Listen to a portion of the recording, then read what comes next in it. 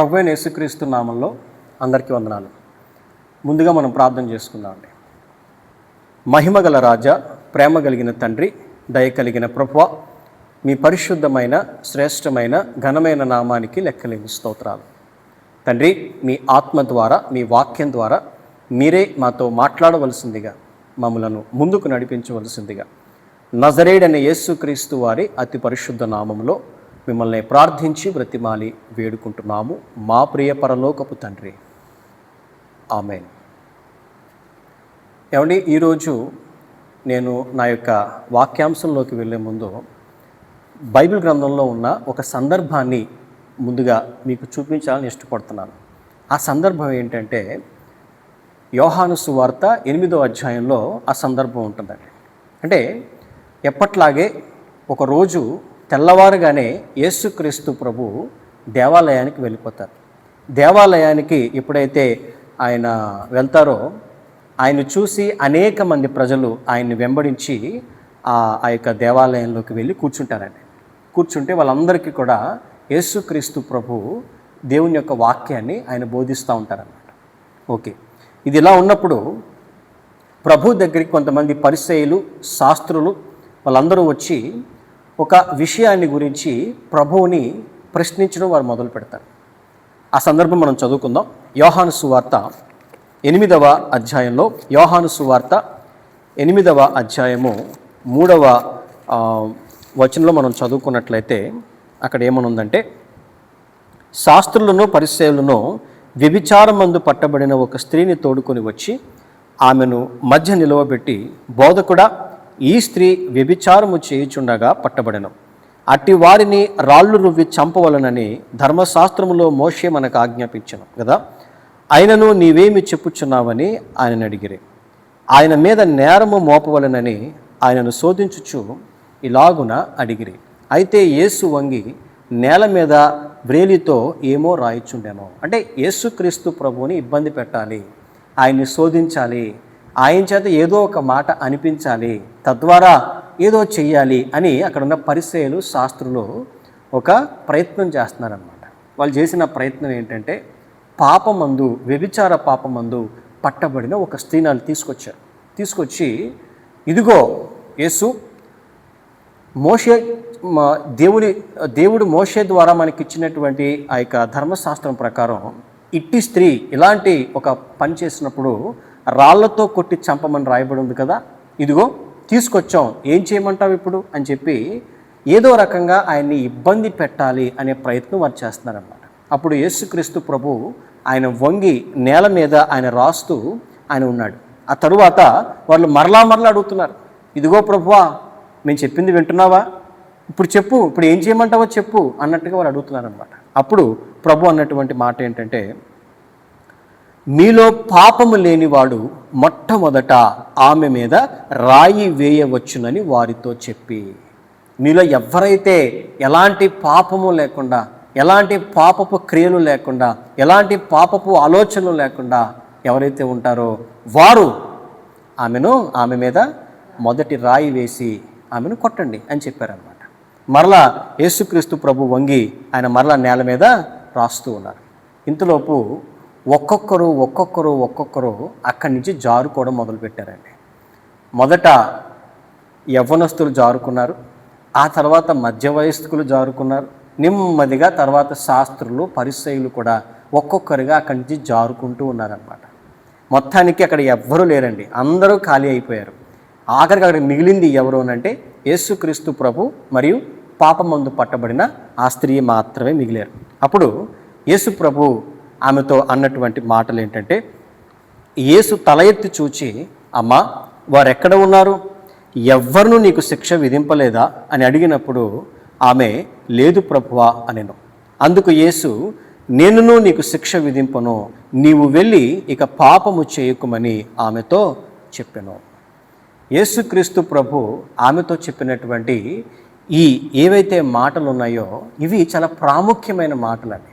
ఈరోజు ఈ మాటలనే నేను నా యొక్క వాక్యాంశంగా అనుకుంటున్నాను. ఈరోజు నా యొక్క వాక్యాంశంగా నేను తీసుకుంటున్నది సిన్ నో మోర్. ఏంటండి? సిన్ నో మోర్, ఇకను పాపము చేయకము అనేటువంటి అంశాన్ని నేను తీసుకుంటున్నానండి. ఇప్పుడు నేను చదివినటువంటి ఈ యొక్క 10-11 వచనాలు ఏవైతే ఉన్నాయో ఇందులో ప్రాముఖ్యమైనటువంటి 3 మాటలు మనం జాగ్రత్తగా గమనిస్తే అందులో మొట్టమొదటిది ఏంటంటే ఎవ్వరునూ నీకు శిక్ష విధింపలేదా ప్రభు అన్నటువంటి మాట. మొట్టమొదటి మాట ఎవ్వరూ నీకు శిక్ష విధింపలేదా. రెండవది నేనును నీకు శిక్ష విధించను, ఇది రెండవ మాట. మూడవది ఏంటంటే ఇకను పాపము చేయకుమో, సిన్ నో మోర్. ఈ 3 ప్రాముఖ్యమైన మాటలను యేసు ప్రభు చెప్పారండి. ఈరోజు ఈ 3 మాటల్ని మనం ధ్యానించుకుందాం ఒక్కొక్కటిగా. ఓకే, ఇందులో మొదటిది ఏంటంటే ఎవ్వరునూ నీకు శిక్ష విధింపలేదా అని మొట్టమొదట ప్రభు ఆమెను అడగడం మనం చూస్తున్నామండి. ఇక్కడ ప్రభు ఎందుకని అలా అడిగారనంటే మొట్టమొదట అసలు ఈ పాపమందు పట్టబడిన స్త్రీని తీసుకొచ్చిందే కదండి ఆ పరిసయ్యులు శాస్త్రులు. ఏమండి, ఈమె రాళ్లతో కొట్టి చంపాలని రాళ్ళు సిద్ధం చేశారు.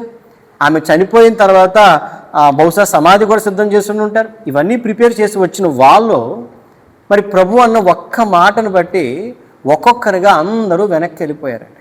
ఈరోజు క్రైస్తవ సమాజం, క్రైస్తవులము, మేము దేవుని బిడ్డలు అని చెప్పుకుంటున్న ప్రతి ఒక్కరికి ఉన్న ఒక పెద్ద బ్యాడ్ హ్యాబిట్ అని చెప్పమంటారండి. అది మందు కాదు, సిగరెట్టు కాదు, డ్రగ్స్ కాదు, వ్యభిచారం కాదు, అదేమీ కాదండి. మరి అనేక మందికి, అందరం నేను చెప్పట్లేదు, అనేక మందికి ఉన్నటువంటి పెద్ద బ్యాడ్ హ్యాబిట్ ఏంటంటే ఆత్మీయ గర్వం. ఏంటండి? ఆత్మీయ గర్వం, స్పిరిచువల్ ప్రైడ్. అంటే కొంచెం ప్రార్థనాపూర్వకంగా మారితే చాలు, కొంచెం వాక్యం గురించి తెలిస్తే చాలు, కొంచెం ఎదిగితే చాలు, ఏమండి, కొంచెం ఆర్థికంగా బలపడితే చాలు దేవుని ద్వారా, కొంచెం ఒక గౌరవప్రదమైన స్థిరమైనటువంటి పొజిషన్లోకి వెళ్తే చాలు, ఎక్కడ లేని గర్వం, ఎక్కడ లేని అహంకారం వారి హృదయంలోకి వచ్చేస్తుందండి. ఆ అహంకారంతో మరి ఒకప్పుడు వారి స్థితిని మర్చిపోయి ఎవరైనా ఒక వ్యక్తి ఇంకా బలహీన స్థితిలో ఉన్నప్పుడు ఆ వ్యక్తిని చాలా ఈజీగా తీర్పు తీర్చేస్తున్నారు, ఆ వ్యక్తిని చాలా ఈజీగా జడ్జి చేసేస్తున్నారు అనేక మంది క్రైస్తవులు, అనేక మంది విశ్వాసులు.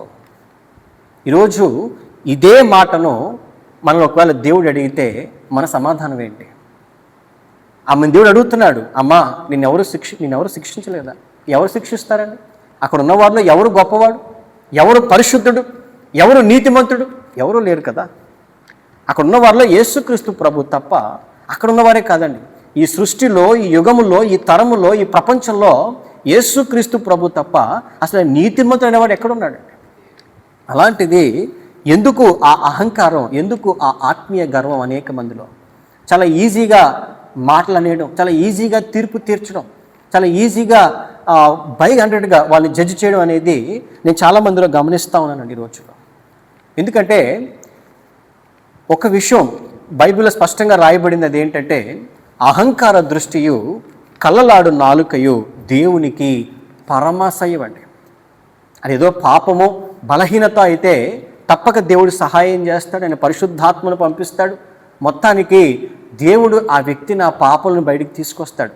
అలా కాకుండా దేవుళ్ళో ఎదిగిన తర్వాత నీవు అహంకారం చూపిస్తే మాత్రం ఆ అహంకార ధోరణిని దేవుడు అసహించుకుంటాడు. జాగ్రత్త. ఎందుకంటే మనకు బైబిల్లో స్పష్టంగా రాయబడింది. మత్తయి సువార్త 7వ అధ్యాయము, మొదటి 2 వాక్యం మనం చదువుకున్నట్లయితే అక్కడ స్పష్టంగా ప్రభువు రాయించారు. ఆ మాటలు మనం చదువుకుందామండి. మీరు తీర్పు తీర్చకుడి, అప్పుడు మిమ్మును గూర్చి తీర్పు తీర్చబడదు. మీరు తీర్చు తీర్పు చొప్పుననే మిమ్మును గూర్చి తీర్పు తీర్చబడును. మీరు కొలుచు కొలత చొప్పుననే మీకును కొలవబడును. ఈరోజు ఎవరైతే నా అంత ప్రార్థనాపరుడు లేడు, నా అంత విశ్వాసి లేడు, నా అంత బైబిల్ జ్ఞానం కలిగిన వాడు లేడు అని అనుకుంటున్నారో వారితోనే దేవుడు మాట్లాడుతున్నాడు. మీరు తీర్పు తీరుస్తారా, అదే తీర్పు మీకు తీర్చబడుతుంది.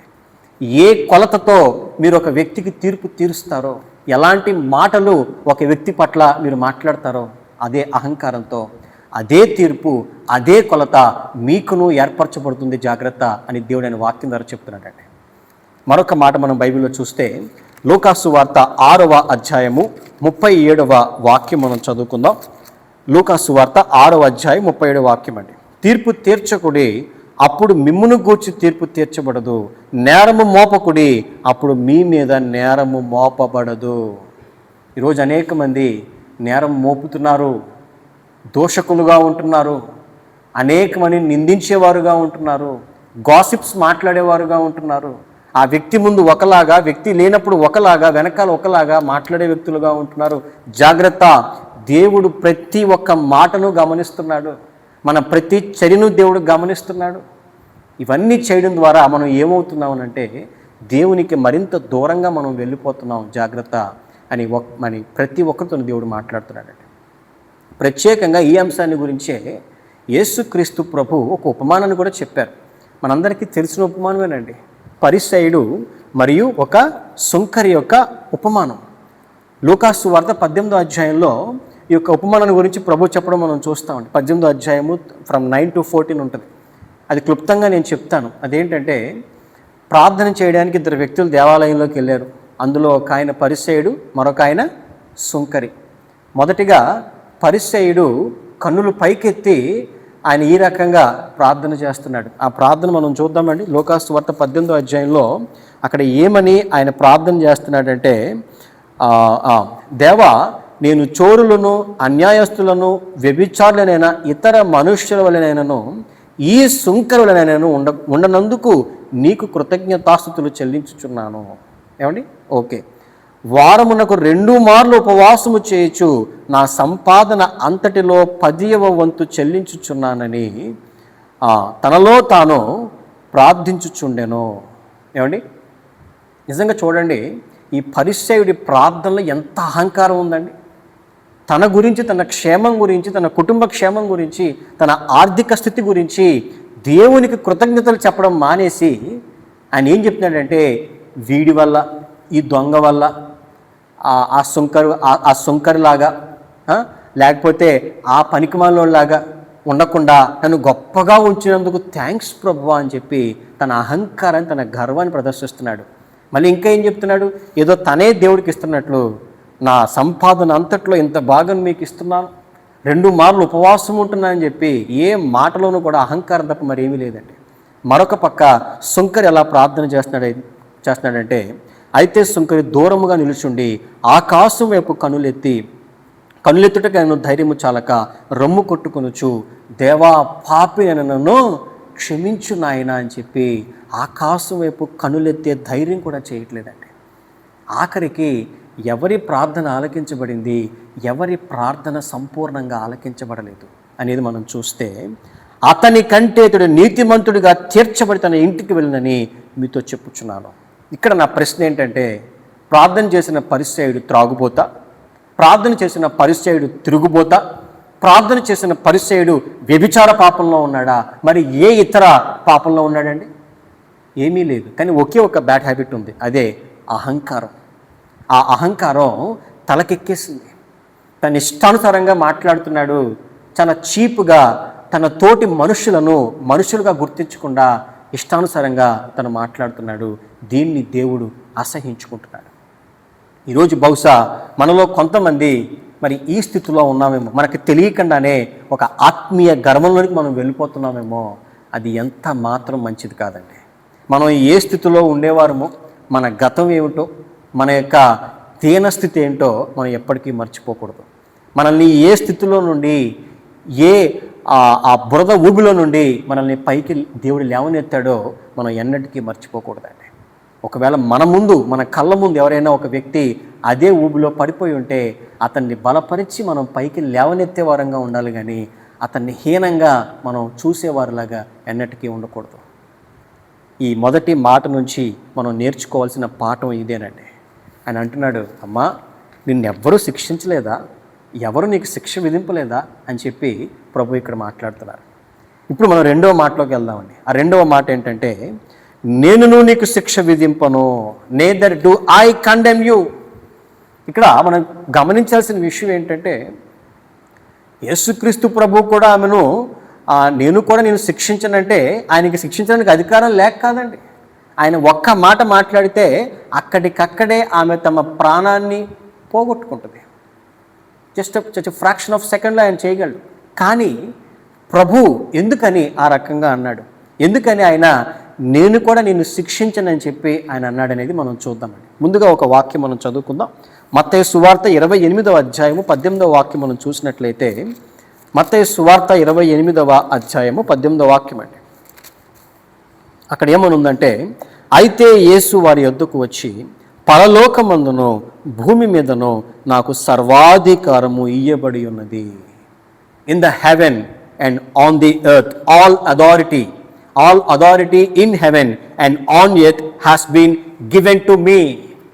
నాకు తండ్రి నుండి సమస్త అధికారం నాకు వచ్చింది, నేను ఏమైనా చేయగలను అని ప్రభు చెప్తున్నాడు. నిజమే కదండి.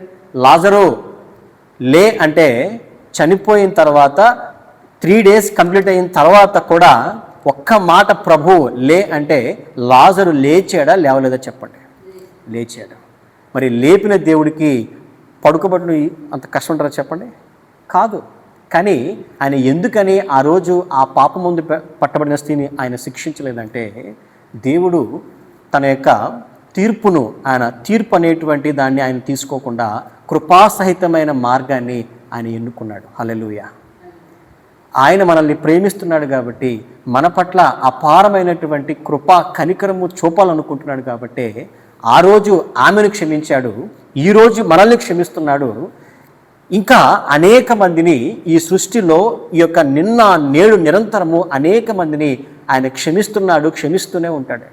ఎందుకంటే ఒక కృపాసహితమైనటువంటి మార్గాన్ని దేవుడు మన కొరకు ఆయన ఎన్నుకున్నాడు. కీర్తనల గ్రంథము 103వ కీర్తన 10వ వాక్యం మనం చదువుకున్నట్లయితే అదే మాట అక్కడ రాయబడిందండి. ఆ మాట మనం చదువుకుందాం. కీర్తనల గ్రంథము 103వ కీర్తన 10వ వాక్యం మనం చదువుకుందాం. మన పాపములను బట్టి మనకు ప్రతీకారము చేయలేదు, మన దోషములను బట్టి మనకు ప్రతిఫలం ఇయ్యలేదు. వాస్తవానికి మనం చేసినటువంటి పాపాలను బట్టి మనకు ప్రతీకారం జరగాలి, మన దోషాలను బట్టి మనకు రావాలి, కానీ రాలేదు. ఎందుకంటే దేవుడు ఆయన కృప చొప్పున, ఆయన ప్రేమ చొప్పున, ఆయన వాత్సల్యత చొప్పున మనల్ని క్షమిస్తున్నాడు కాబట్టి. కానీ చాలామంది విశ్వాసులు, చాలామంది క్రైస్తవులు, చాలామంది ప్రార్థనా పనులు చేస్తున్నటువంటి ఒక తప్పు ఏంటంటే, దేవుణ్ణి బై గ్రాండెడ్ తీసుకుని నేను ఏం చేసినా దేవుడు క్షమిస్తాడులే, ఆయన క్షమాగుణం కలిగిన వాడు కదా, మనం ఏవైనా చేయొచ్చు, అంతా చేసేసిన తర్వాత ప్రభువా నన్ను క్షమించవా అంటే క్షమించేస్తాడులే అని చాలా తప్పుగా అర్థం చేసుకుంటున్నారండి దేవుణ్ణి. జాగ్రత్త. బైబిల్లో ఒక మాట ఉందండి, ఎన్ని మార్లు గద్దించినను మాట వినని వాడు హఠాత్ మరణం ముందును అని బైబిల్లో రాయబడింది. ఆ స్థితి మనం ఎప్పుడు తెచ్చుకోకూడదండి. ఎందుకంటే దేవుని వాక్యం ఎప్పుడైతే మన హృదయాలు మనం భద్రపరుచుకుని దేవుని యందు మనం భయభక్తులు కలిగి జీవించగలుగుతామో మనం నెమ్మది కలిగి శాంతి కలిగి మనం జీవించవచ్చు. అలా కాకుండా దేవుణ్ణి మనం గ్రాంటెడ్గా తీసుకుని ఆయన వాక్యాన్ని పక్కన పెట్టి నేను ఏం చేసినా, నేను ఎలా ఉన్నా, నేను ఏ పనికిమాలను పనిచేసినా నన్ను దేవుడు క్షమించేస్తాడులే అనుకుంటే మాత్రం ఏదో ఒక రోజు నీవే ఆ యొక్క పాపాన్ని మోయాల్సి వస్తుంది, ఆ యొక్క ప్రతిఫలాన్ని పొందుకోవాల్సి వస్తుంది. జాగ్రత్త అని ప్రతి ఒక్కరిని దేవుడు గద్దిస్తున్నాడండి. దాని గురించే స్పష్టంగా దేవుడు ఆయన వాక్యం రాయించి రోమాపత్రిక ఆ వాక్యం చదువుకుందామండి. రోమాపత్రిక 6వ అధ్యాయము, రోమాపత్రిక 6వ అధ్యాయము 1-2 verses మనం చదువుకున్నట్లయితే, అలాగైనా ఏమందుము కృప విస్తరింపవలనని పాపమందు నిలిచియుందుమా.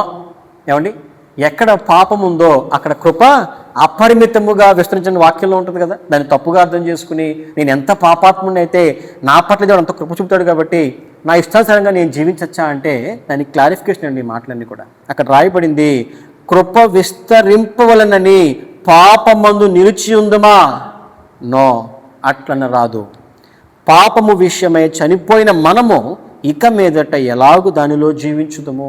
ఇక్కడ పాపమందు మనం చనిపోవాలి అంటే అసలు పాపం అనేది మన హృదయంలో, మన మనస్సులో, మన క్రియల్లో, మన మాటలో, మన యొక్క సమస్తమైనటువంటి నడవడికలో పాపం అనేది చచ్చిపోవాలని చెప్పి ఇక్కడ వాక్యం దేవుడు చెప్తున్నాడు.